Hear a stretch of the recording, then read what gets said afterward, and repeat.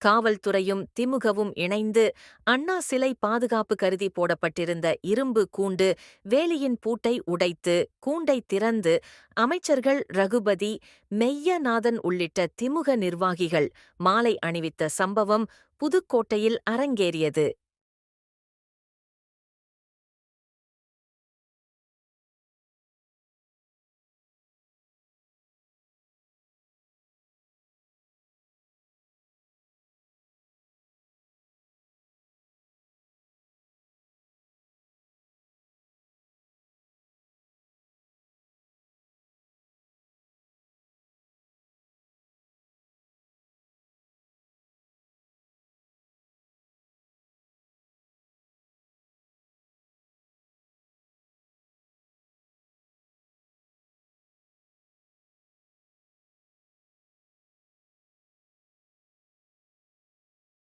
காவல்துறை சாவியை கொண்டு வந்து அண்ணா சிலைக்கு போடப்பட்டிருந்த பாதுகாப்பு இரும்பு வேலியை திறக்க முற்பட்ட போது அது திறக்கவில்லை.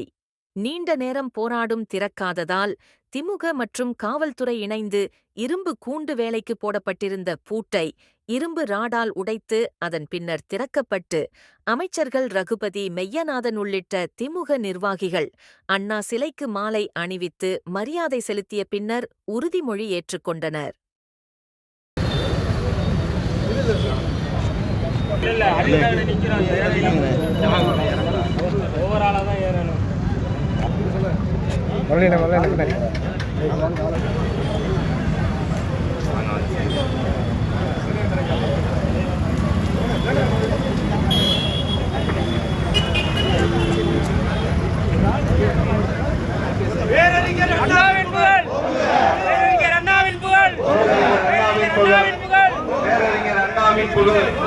பேரறிஞர் அண்ணாவின் புகழ், பேரறிஞர் அண்ணாவின் புகழ், டாக்டர் கலைஞரின் புகழ், கழகத் தலைவர்,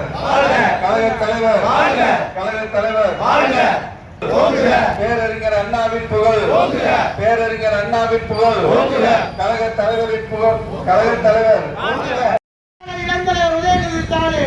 பேரறிஞர் அண்ணாவின் புகழ், பேரறிஞர் அண்ணாவின் புகழ், தந்தை பெரியாரின் புகழ், முத்தமிழறிஞர் டாக்டர் கலைஞரின் புகழ்.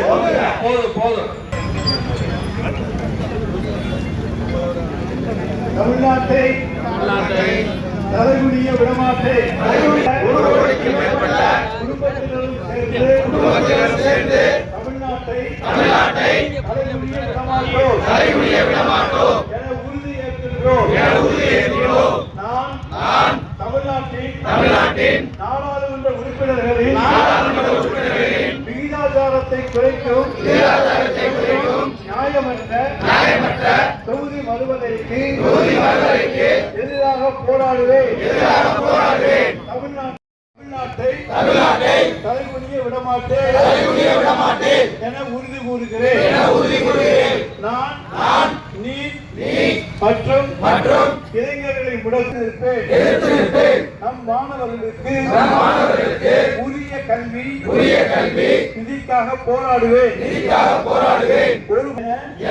ஒவ்வொரு உழைக்கும் வர்க்கத்தின் நலன்களையும் பாதுகாக்க தேவையான நிதிக்காக போராடுவேன்.